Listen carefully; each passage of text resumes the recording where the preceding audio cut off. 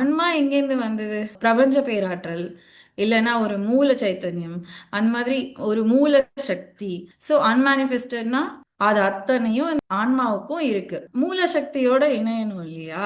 அதுக்கு என்னென்னலாம் வழி இருக்கு? இது மஸ்ட். அந்த சத்தியம் நம்மள மோட்சத்துக்கு கொண்டு போயிடும். ஒரு லிபரேட்டட் லைஃபை தான் வாழ ஆரம்பிப்போம். கான்ஷியஸ் டெத் அப்படின்னு ஒன்று சொல்றாரு. நம்ம நிறைய நாளா நம்ம பவர் ஆஃப் நவ் புக் ஸ்வாத்தியாயா சீரீஸ்ல பார்த்துட்டு இருக்கோம். இன்னைக்கும் அதுல இருந்து ஒரு பகுதியை பார்க்கலாம். இன்னைக்கு ரொம்பவுமே இன்ட்ரெஸ்டிங்கான ஒரு சாப்டர் அப்படின்னு தான் சொல்லணும். நம்ம எல்லாம் இந்த உடலா அப்படின்னு கேட்டா இல்ல. நம்ம ஆன்மா அப்படிங்கிற வரைக்கும் நம்ம இப்ப புரிஞ்சிட்டு இருக்கோம். ஆன்மாங்கிறது அழிவற்றது. இந்த உடல் தான் அழியக்கூடியது. ஆன்மா பிறப்புக்கும் இறப்புக்கும் அப்பாற்பட்டு தனித்துவமான ஒரு சக்தி அப்படிங்கிறது வரைக்கும் நம்ம உணர்ந்திருக்கோம். இப்ப அந்த ஆன்மா எங்கேருந்து வந்தது அப்படின்னு கேட்டா, ஆன்மா ஒரு உருவம் எடுத்து இந்த பிசிக்கல் பாடிக்குள்ள இருக்கு இப்போ.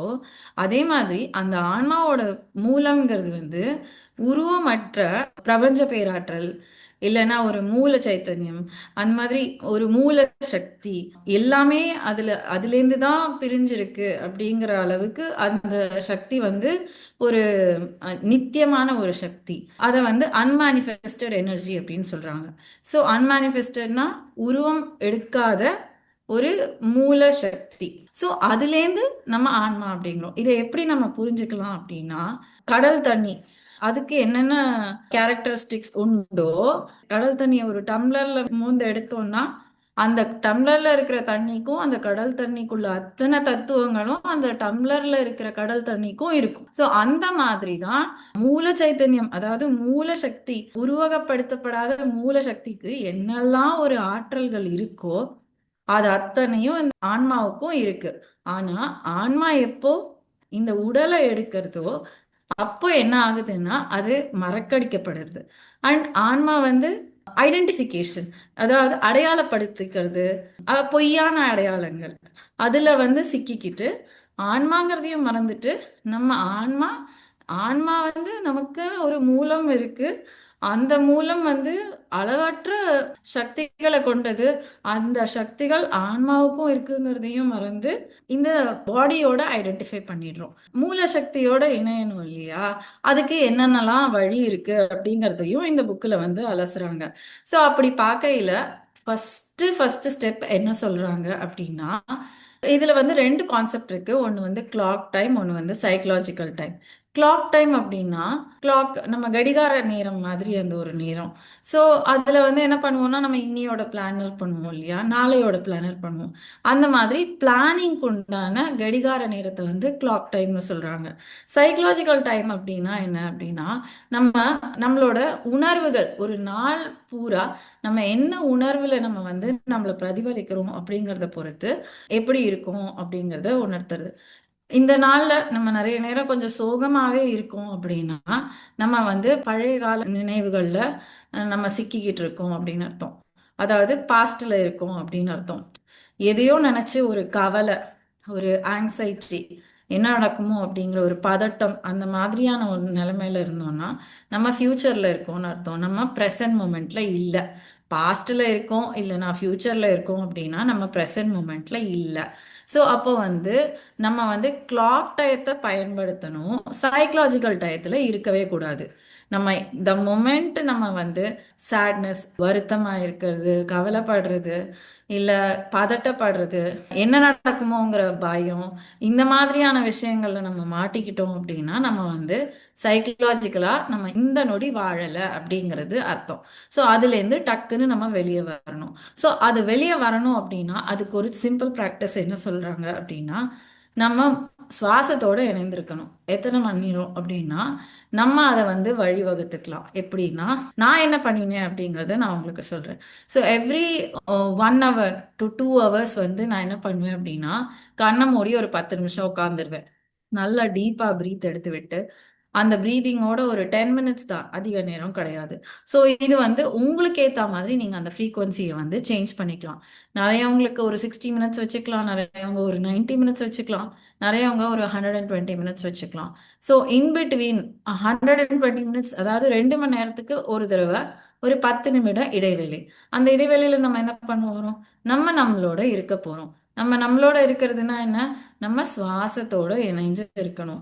நல்லா ஃப்ரீயா ரிலாக்ஸ்டா உட்காந்துட்டு, கண்ணை மூடிட்டு, கைகளை கோர்த்துட்டு, நல்லா டீப்பா இன்ஹேல் அண்ட் எக்ஸேல் பண்ணிட்டு, நம்ம அந்த சுவாசம் எங்கெல்லாம் போறது, நம்ம பாடியில எங்கெல்லாம் எனர்ஜியை நம்ம ஃபீல் பண்ண முடியும் அப்படிங்கிறத நிதானமா பொறுமையா ஃபீல் பண்ணிட்டு, நம்ம அந்த கொஞ்சம் மைண்ட் இல்லாத அந்த ஒரு ஸ்டேட் ஆஃப் நோ மைண்டை எக்ஸ்பீரியன்ஸ் பண்ணிட்டு 10 நிமிஷம் return to your normal clock time, நம்மளோட ரெகுலர் வேலைக்கு வந்துடணும். ஸோ இப்படி பண்ணறச்சே நம்ம என்ன பண்றோம் அப்படின்னா, நம்மளோட இயல்பான அந்த ஆன்ம நிலையில நம்ம வந்து இருக்க பழகுறோம். ஸோ ஃபர்ஸ்ட் ஆன்ம நிலையில நம்ம இருக்கணும். அதுக்கப்புறமா தான் அன்மானிஃபெஸ்டட் எனர்ஜி, அதாவது எல்லையற்ற அந்த மூல சக்தியோட சக்தி தான் நம்மங்கிறத உணர்ந்து அதுலேருந்து வேலை பார்க்கணும். கரெக்டுங்களா? ஸோ முதல்ல இந்த ஸ்டெப்பே வரலைன்னா அதுக்கும் மேலே உள்ள ஸ்டெப் எப்படி வரும்? ஸோ நம்ம இது வந்து மஸ்ட். இந்த கிளாக் டைம், அந்த கிளாக் டைம்ல ஒரு பிரேக்கு, அந்த பிரேக்ல நம்ம வந்து நம்ம சுவாசத்தோட இணைஞ்சிருக்கணும். ஓகே, அப்போ வந்து உருவம் எடுக்காத அந்த மூல சக்தி இருக்கு இல்லையா, அதை வந்து நம்ம எப்படியெல்லாம் வந்து நம்ம ஆக்சஸ் பண்ண முடியும் அப்படின்னா, நம்ம நார்மலா நேச்சுரலா நம்ம வந்து இதை ஆக்சஸ் பண்ணிக்கிட்டே தான் இருக்கோம் எவ்ரிடே. எப்போ அப்படின்னா, நம்ம தூங்கறச்சே நமக்கு வர கனவுகள் இருக்கு இல்லையா, தூக்கத்துல நடக்கிற கனவுகள் என்ன பண்ணுது அப்படின்னா, நம்ம வந்து நம்ம பாடி டயர்டாயிருச்சு, நம்ம பாடியோட ஃபங்க்ஷன்ஸ் எல்லாம் நடந்துட்டு இருக்கு, ஆனா நம்ம தூங்குறோம். கண்ணை மூடிட்டு நம்ம இயல்பா தூங்குறோம். அந்த இயல்பா தூங்குறச்சே நம்மளை மறந்து நம்ம வந்து அந்த அன்மானிஃபெஸ்டட் எனர்ஜியோட கனெக்ட் ஆயிட்டு நம்ம அந்த பேராற்றலை நம்ம உடம்புக்குள்ள நம்ம எடுத்துக்கிறோம். இது நம்ம எல்லாருக்கும் தெரியும். நம்ம தியானத்துக்கு வந்து பல நாள் ஆயிடுத்து. ஸோ நமக்கு இந்த இந்த science behind this energy, cosmic energy நம்ம எல்லாருக்குமே தெரியும். ஸோ அந்த பிரபஞ்ச பேராற்றல் வந்து நம்ம உடம்புக்குள்ள தூக்கத்துல வருது. ஆனா அது நமக்கு தெரியாது. ஏன்னா நம்ம விழிப்புணர்வு இல்லாத ஒரு நிலையில கனவுகள் மூலமா நம்ம வந்து அந்த யூனிவர்சல் காஸ்மிக் எனர்ஜியை ரிசீவ் பண்றோம். அதே வந்து நம்ம விழிப்புணர்வோட பண்றச்சே என்ன ஆகுது அப்படின்னா, நம்ம அந்த பிரபஞ்ச பேராற்றலை வந்து உண்மையாலுமே விழிப்புணர்வோட உணர்றச்சே அது நம்மளுக்கு வந்து எல்லையற்ற ஒரு ஆனந்தத்தை நமக்கு கொடுக்கக்கூடியது. ஸோ அதை தான் வந்து ஜீசஸ் வந்து என்ன சொல்வாருன்னா, த ட்ரூத் வந்து, அதாவது சத்தியம் என்னங்கிறது நம்மள ஃப்ரீ பண்ணும். ஆனா நம்ம தான் சத்தியம்னு தெரிஞ்சிருச்சுன்னா அப்ப நமக்கு என்ன இருக்கும்? ஒரு அதுதானே மோட்சம் நமக்கு இல்லையா? நம்ம தான் சத்தியம் அப்படிங்கிறது தெரியறச்சே நமக்கு அது வந்து மோட்சம். அப்ப நம்ம தான் சத்தியம்ங்கிறது என்னது? நம்ம தான் சத்தியம்னா நம்ம ஒரு ஆன்மா, அந்த ஆன்மா ஒரு மூல சைத்தன்யத்தோடது. அந்த மூல சைத்தன்யம் எப்படி ஒரு அளவற்ற சக்தி இருக்கிறதோ, அந்த சக்தி நமக்கு ஆன்மாவுக்கும் உண்டுங்கிறத புரிஞ்சிருதுன்னா அதுதான் சத்தியம். அந்த சத்தியம் வந்து நம்மள மோட்சத்துக்கு கொண்டு போயிடும். ஸோ இது வந்து ஜீசஸ் சொல்லியிருக்காரு. ஸோ அந்த மாதிரி நம்ம வந்து அப்போ நம்ம எல்லாரும் என்ன பண்றோம்? நம்ம மெடிடேஷன்ல என்ன பண்றோம் அப்படின்னா, நம்ம விழிப்புணர்வோட அந்த அன்மானிஃபெஸ்டட் எனர்ஜியை நம்ம நிறைய ரிசீவ் பண்ணணும். ஸோ மெடிடேஷன்ங்கிறது நம்ம நார்மலா நம்ம ப்ராக்டிஸ் பண்றது தான் இந்த புக்லயும் சொல்லியிருக்காங்க. அன்மானிஃபெஸ்டட் எனர்ஜியை நம்ம டேப் பண்றதுக்கு நம்ம எப்படி வந்து அதை வந்து ஆக்சஸ் பண்ணலாம் அப்படிங்கிறதுக்கு இது மெடிடேஷன் ஒரு வழி. இன்னும் பல வழிகளையும் சொல்லியிருக்காங்க இந்த புத்தகத்துல. ஸோ வேற என்னென்ன வழிகள்னு பார்த்தா, இந்த ப்ரெசன்ட் மூமெண்ட்ல வாழ நம்ம எப்போ பழகுறோமோ அப்போ ஆட்டோமேட்டிக்கா நம்ம வந்து அந்த எல்லையற்ற மூல சைத்தன்யத்திலேருந்து தான் நம்ம வந்து நம்மளோட இயக்கங்கள் இருக்கு அப்படின்னு சொல்றாரு. நம்ம வந்து ப்ரெசன்ட் மூமெண்ட்ல இருக்கோம் அப்படின்னா, இப்போ இந்த நொடி ப்ரெசன்ட் மூமெண்ட்ல இருக்கணும். அப்படி இருக்கிறச்சையும் நம்ம வந்து அந்த எல்லையற்ற பேராற்றலை வந்து நம்ம ஆக்சஸ் பண்றோம் அப்படிங்கிறோம். அது எப்படி நடக்குது அப்படின்னா, நம்ம முதல்லயே பார்த்த மாதிரி நம்ம ப்ரெசன்ட் மூமெண்ட்ல இருந்தா நம்ம வந்து கிளாக் டைமை தேவையானப்பல தான் யூஸ் பண்ணுவோம். அண்ட் சைக்கலாஜிக்கல் டைம்ல இருக்கவே மாட்டோம்.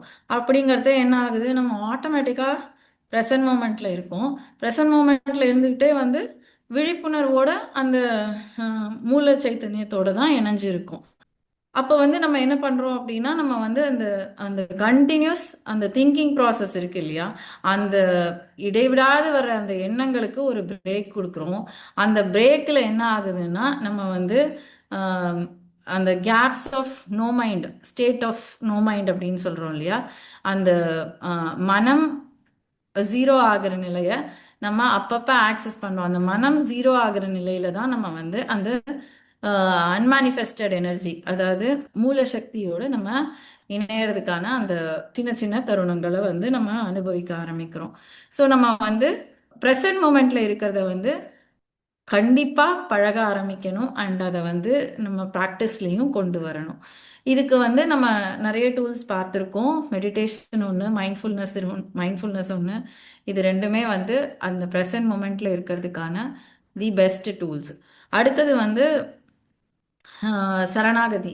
எப்படி அப்படின்னா, நம்ம வந்து இப்போ என்ன நடக்குதோ அதை வந்து அதை வந்து நம்ம மனதளவுல நம்ம வந்து அதுக்கு எதிர்மறையா நம்ம எண்ணங்களை செலுத்தாம, இப்ப என்ன நடந்துட்டு இருக்கோ அதை வந்து அப்படியே நம்ம வந்து அக்செப்ட் பண்றச்சே என்ன ஆகும் அப்படின்னா, நம்ம வந்து அந்த அந்த மைண்டோட அந்த செயின்லேருந்து நம்ம வெளியே வந்துடுறோம். ஸோ அப்பயுமே நம்ம வந்து அந்த மூல சைதன்யத்தோட நம்ம இணையறதுக்கான ஒரு வழி வழி வந்து கிடைக்குது நமக்கு. அதாவது எப்படி அப்படின்னா, டிராப்பிங் த ரெசிஸ்டன்ஸ் அப்படின்னு சொல்லுவாங்க. ஸோ இப்போ இந்த நொடி என்ன இருக்கோ அது வந்து அதை மீறி நம்ம ஒன்றும் பண்ண முடியாது. So go with the flow. அதை வந்து எதிர்த்து நம்ம மென்டலா நம்ம கிரியேட் பண்ற ஒரு ஒரு வேவ்ஸுமே வந்து ப்ரெசன்ட் மொமெண்ட்ல இல்லாம டீவியேட் பண்றதுக்கான சான்சஸ் ஜாஸ்தி. இப்போ என்ன இந்த நொடியில நமக்கு என்ன கிடைக்குதோ அதை வந்து கம்ப்ளீட்டா அக்செப்ட் பண்றதுக்கு நம்ம மனசை தயார்படுத்திக்கணும். இப்போ இருக்கிறத வந்து ரிஜெக்ட் பண்றோமோ, அப்ப என்ன ஆகுதுன்னா, ஈகோவுக்கு வந்து நம்ம தீனி கொடுக்குறோம். நம்ம ஒரு பிரிவினையை நம்ம உண்டாக்குறோம்.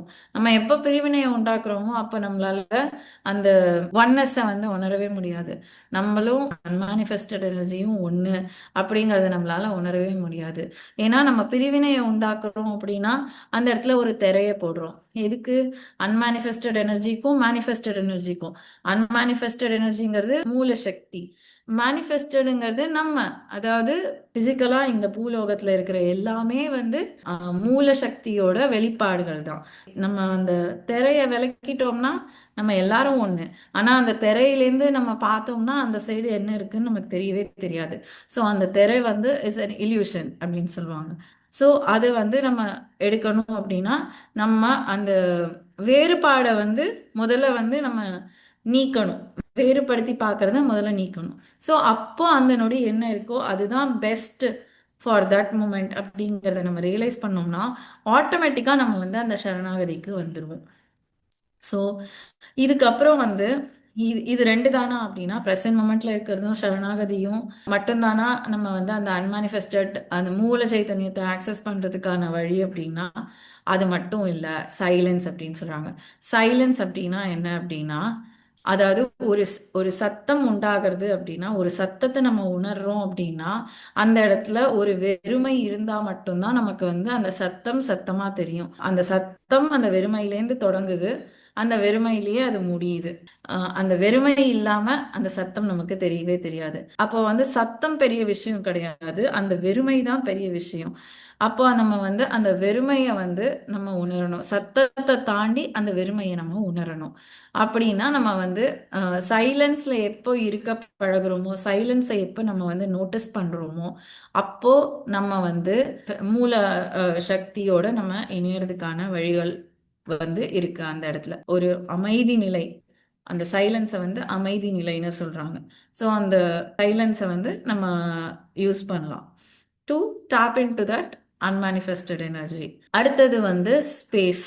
அதாவது ஸ்பேஸ்னா ஒரு இடம்னு வச்சுக்கோங்களேன். ஆக்சுவலா அன்மானிஃபெஸ்டட் எனர்ஜிங்கிறது இடம் இல்லாதது. ஒரு ஃபர்னிச்சர் ஒரு ரூம்ல வைக்கணும் அப்படின்னா ரூம்னு ஒன்று இருக்கணும். ஃபர்னிச்சரை எடுத்துட்டோம் அப்படின்னா ரூம் ஃபுல்லா வெறும் ஸ்பேஸ் மட்டும்தான் இருக்கும். அந்த ஸ்பேஸையும் எடுத்துட்டோம்னா அந்த இடத்துல வெறும் வெறுமை மட்டும்தான் இருக்கும். ஒண்ணுமே இல்லாத ஒரு விஷயம். இது எப்படி நம்ம சொல்லலாம் அப்படின்னா, ஒரு வெள்ளை பேப்பர்ல ஒரு கருப்பு டாட் இருக்கணும் அப்படின்னா அந்த வெள்ளை பேப்பர் இருந்தா மட்டும்தான் அதுல இருக்கிற அந்த கருப்பு டாட் தெரியும். நம்மளுமே ஒரு வெறுமை அப்படின்னு தான் சொல்றாங்க. எப்படி நம்ம அதை புரிஞ்சுக்கலாம் அப்படின்னா, கம்ப்ளீட் பிசிக்கல் பாடியை நம்ம வந்து எடுத்துக்கிட்டோம்னா இதை வந்து நம்ம ஆட்டமைஸ் பண்ணோம் அப்படின்னா நம்ம வந்து செல் அப்படின்னு சொல்லுவோம். செல் பல செல்களை ஒண்ணா சேர்த்து நம்ம வந்து ஒரு பிசிக்கல் பாடியா பார்க்குறோம். அந்த செல்லை வந்து நம்ம உள்ள போய் பார்த்தோம் அப்படின்னா ஆட்டம்ஸ்னு சொல்லுவோம். அந்த ஆட்டம்ஸ்குள்ளேயும் போனோம்னா வைப்ரேஷனல் ஃப்ரீக்வன்சியா புரோட்டான்ஸ் எலக்ட்ரான்ஸ் அண்ட் நியூட்ரான்ஸ் சேர்ந்தது தான் அந்த ஆட்டம். ஸோ அதையும் நீக்கிட்டோம்னா அந்த இடத்துல இருக்கிறது வந்து ஸ்பேஸ் மட்டும்தான் அப்படின்னு சொல்றாங்க. ஸோ அந்த ஸ்பேஸ் வந்து அன்மானிஃபெஸ்டட் எனர்ஜி அப்படின்னு சொல்றாங்க. நம்மளே அதுதான் அப்படிங்கிறத நம்ம உணரணும். உணர்றது மட்டும்தான் நம்மளோட வேலை. வேற எதுவுமே நம்மளோட வேலை இல்லை. அந்த பிரபஞ்சத்துல என்னெல்லாம் இருக்கோ அது நம்ம உடல்லையும் இருக்கு. அதை வந்து நம்ம உணரணும். அவ்வளவுதான். அந்த அந்த வெறுமையும் கூட பிரபஞ்ச பேராற்றலை அடையறதுக்கு உண்டான ஒரு பாதையா நம்ம வந்து இந்த புக்ல வந்து சொல்றாங்க.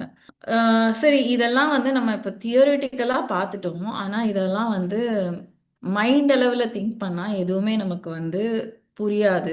மைண்ட் அளவுல திங்க் பண்ணியே இதை வந்து நம்ம ஆக்சஸ் பண்ண முடியும்னு நினைக்கவும் முடியாது. ஸோ இதை வந்து நம்ம என்ன பண்ணணும் அப்படின்னா உணர்வு பூர்வமா நம்ம எப்போ உணர்றோமோ இதை வந்து நம்ம வந்து புரிஞ்சுக்க முடியும். நான் இதை எப்படி ப்ராக்டிஸ் பண்ண ஆரம்பிச்சேன் அப்படின்னா, அந்த 5-10 மினிட்ஸ் பிரேக் நம்மளோட கிளாக் டைம்ல 5-10 மினிட்ஸ் பிரேக் எடுத்து அந்த மெடிடேஷன்ல நான் உட்கார உட்கார எனக்கு என்ன ஆச்சு அப்படின்னா, நான் எந்த வேலை செஞ்சாலுமே அது வந்து மைண்டை யூஸ் பண்ணி நான் செய்யற மாதிரியே இருக்காது எனக்கு. அது அந்த ஃப்ளோலையே எல்லாமே அமையற மாதிரி இருக்கும். பெரிய ஒரு பிளானிங் பண்ணி பண்ணணுங்கிற தேவை கிடையாது. அந்த நொடி என்ன தேவையோ அது தானா ஆட்டோமேட்டிக்கா நடக்கும். ஒரு சில இடத்துல வந்து ஒரு டெசிஷன் வந்து தானா வரும். ஒரு சில இடத்துல எனக்கு வேணுங்கிறது வந்து இன்னொருத்தவங்க மூலமா வரும். ஸோ இதெல்லாம் வந்து அந்த அன்மானிஃபெஸ்டட் எனர்ஜியோட சிங்கான ஒரு விஷயங்கள் அப்படின்னு தான் நான் நினைச்சது. ஸ்தூலம், அதாவது உருவமா இருக்கிற அந்த விஷயங்களுக்கு பின்னாடி இருக்கிற உருவமற்ற அந்த எல்லையற்ற உருவமற்ற அந்த மூல சக்தியை வந்து நம்ம எப்ப நோட்டீஸ் பண்ண ஆரம்பிக்கிறோமோ அப்ப வந்து நம்மளுக்குள்ளயும் அந்த சக்தி தான் இயங்கிட்டு இருக்கு அப்படிங்கிறது நமக்கு புரிய வரும். அந்த அன்மானிஃபெஸ்டட் எனர்ஜியும் இந்த மேனிஃபெஸ்டட் ஃபார்ம்ல இருக்கிற அந்த அன்மானிஃபெஸ்டட் எனர்ஜியும் ரெண்டுமே ஒண்ணுதான். உணர்வு பூர்வமா உணரணுமே தவிர மைண்ட் அளவுல போட்டு கன்ஃபியூஸ் பண்ணிக்கணுங்கிற தேவை கிடையாது. ஸோ எப்பயுமே ஞாபகம் வச்சுக்கோங்க, கடல் தண்ணியை எப்படி ஒரு டம்ளர்ல எடுத்தா கடல் தண்ணி கடல்ல இருக்கிறதுக்கு உண்டான அத்தனை தத்துவங்களும் அந்த டம்ளர்ல இருக்கிற கடல் தண்ணிக்கும் இருக்கோ அதே மாதிரி தான் நம்ம. ஸோ நம்ம அதை வந்து எப்போ வந்து அனுபவபூர்வமா நம்ம வாழ்க்கையில நம்ம உணர்றோமோ அப்போ வந்து நமக்கு ஆட்டோமேட்டிக்கா நம்ம வந்து ஒரு லிபரேட்டட் லைஃப்பை தான் வாழ ஆரம்பிப்போம். இதுக்கு வந்து ஆத்தர் என்ன சொல்றாருன்னா கான்ஷியஸ் டெத் அப்படின்னு ஒன்று சொல்றாரு. அந்த கான்ஷியஸ் டெத்னா என்னன்னா, சார் நம்ம நிறைய பேரை கேட்டிருக்கோம் இல்லையா, அவங்களோட கடைசி இறப்புக்கு முன்னாடி கடைசி அந்த நிமிடங்கள் வந்து அவங்க அந்த அந்த உடலை தாண்டின ஒரு பிரகாச ஒளியோட கிளிம்சஸ் பார்த்துருப்பாங்க. அவங்க சொல்றது வந்து அப்படித்தான் இருக்கும். ஒரு ஒரு பயங்கர பிரகாசமா இருந்தது. நிறைய பேரால அந்த ஒரு விஷயத்த வந்து ஏத்துக்க கூட முடியாது. ஏன்னா தான் அந்த உடலுங்கிறத வந்து ரொம்ப அந்த வாழ்க்கை முழுக்க தான் அந்த உடல் பொய்யான ஒரு அடையாளத்தோட ரொம்ப இணைஞ்சு இருந்திருப்பாங்க. ஸோ அதனால அவங்களுக்கு அந்த உடலை விட்டு பிரியறது வந்து ஒரு பெரிய கஷ்டமா இருந்திருக்கும். உண்மையான சத்தியம் என்னன்னா, நம்ம அந்த பேராற்றல் அப்படிங்கறத வந்து அவங்களால அக்செப்ட் பண்ண முடியாத ஒரு நிலை. அவங்க வந்து அதை அப்படி டிஸ்கிரைப் பண்ணியிருப்பாங்க. ஸோ நம்ம வந்து இறப்புங்கிறது வந்து நமக்கு வந்து ஒரு வரம் தான். ஏன்னா அதுதான் நம்மளோட நிஜமான ஐடென்டிட்டி என்னங்கிறது நமக்கு தெரிய வர வைக்கிறதுக்கான அந்த ஃபைனல் பாயிண்ட் இல்லையா.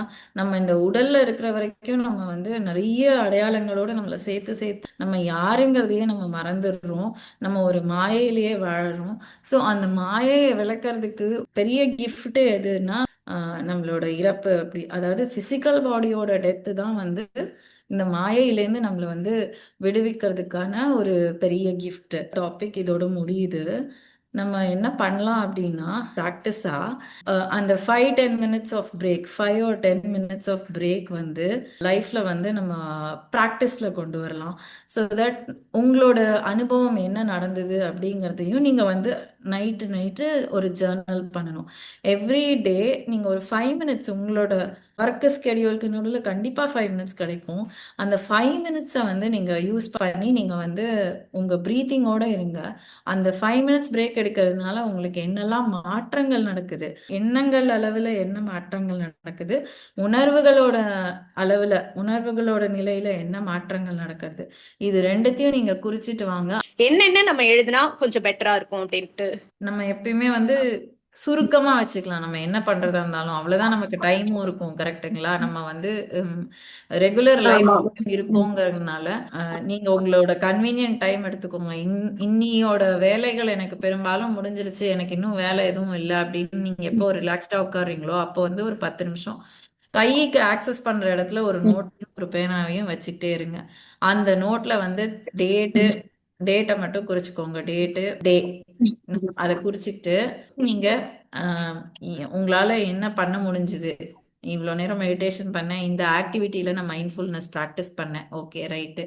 அதுக்கு அடுத்தது இன்னையோட என்னோட எண்ண ஓட்டம் என்ன எப்படி இருந்தது, ரொம்ப யோசிச்சுக்கிட்டு இருந்தேனா இல்ல நான் செய்யற வேலையில கவனமா இருந்தேனா, அவ்வளவுதான். இது வந்து எண்ணங்களை நம்ம வந்து எப்படி சரிப்படுத்திக்கிறோம் அப்படிங்கிறதுக்கு. அண்ட்ல நம்ம வந்து தாட் ப்ராசஸ் இருக்குன்னு, தாட்ஸ்ல வந்து 4 விதமான பேட்டர்ன் இருக்கு இல்லையா? டேஞ்சரஸ், டிசாஸ்டர்ஸ், நெகட்டிவ், பாசிட்டிவ், அந்த மாதிரி. அந்த உங்களோட பேட்டர்ன் என்னங்கிறது உங்களுக்கே தெரிய வரும். நம்ம வந்து ஓகே. நமக்கு ரொம்ப பயமான ஒரு விஷயம் இருந்ததுன்னா நம்ம பயமா நம்ம ஃபீல் பண்ணிட்டு இருந்தோம் அப்படின்னா நம்ம வந்து ஏதோ நெகட்டிவ் தாட்ஸா யோசிச்சுட்டு இருக்கோம் அப்படிங்கறது அர்த்தம். வந்து ஓகே. என்ன பண்றோம் அப்படின்னா நம்ம தாட்ஸ் எப்படி இருந்தது, நம்ம தாட் பேட்டர்ன்ஸ் எப்படி இருந்தது, நம்ம பாசிட்டிவா தான் யோசிச்சுட்டு இருந்தோமா இல்ல நம்ம வந்து நெகட்டிவா யோசிச்சுட்டு இருக்கோமா அப்படிங்கறத நீங்க வந்து ஒரு ஒரு 1 or 2 லைன்ஸ் போதும். அதுக்கு அடுத்தது வந்து உங்களோட உணர்வுகள். அதாவது நீங்க சந்தோஷமா இருந்தீங்களா, அடுத்தவங்கள பத்தி யோசிச்சுட்டு இருந்தீங்களா, உங்களை பத்தி யோசிச்சுட்டு இருந்தீங்களா, இதெல்லாம் எக்ஸாம்பிள்ஸ். நான் சொல்றது எல்லாமே எழுதணும் குறிக்கணுங்கிறது கிடையாது. அந்த நாள் நீங்க எப்படி ஓகே. ஸ்பெண்ட் பண்ணீங்க, உணர்வு நிலையில உங்களோட உணர்வு நிலை எப்படி இருந்தது, சந்தோஷமா இருந்தது இல்ல கவலையா இருந்தது. பெரும்பாலான நேரம் நான் வந்து கொஞ்சம் பயமாவே இருந்தது, எனக்கு என்ன நடக்குமோ அப்படின்னு. இல்ல வந்து அது ஏன் எதுக்குலாம் அனலைஸ் எல்லாம் பண்ண வேண்டாம். நீங்க என்ன என்ன நடந்ததோ, நீங்க என்ன ஃபீல் பண்ணீங்களோ அதை மட்டும்தான் எழுத போறீங்க, அவ்வளவுதான். ஸோ இதை நீங்க எழுதினே வந்தீங்கன்னா கொஞ்ச நாள்ல உங்களுக்கு அது அந்த இதுல டிஃபரன்ஸ் தெரியும். உங்களோட பேட்டர்ன் மாறும், உங்களோட ஃபீலிங்ஸ் அண்ட் எமோஷன்ஸ் வந்து சேஞ்ச் ஆக ஆரம்பிக்கும். ஏன்னா நீங்க நிறைய நேரம் மெடிடேஷன்ல இருக்கீங்க, மைண்ட்ஃபுல்லா வேலை பார்க்குறீங்க அப்படிங்கிறச்சே உங்களுக்கு ஆட்டோமேட்டிக்கா அதோட இம்பேக்ட் வந்து உங்களோட டே டு டே லைஃப்ல உங்களுக்கு தெரிய ஆரம்பிக்கும்.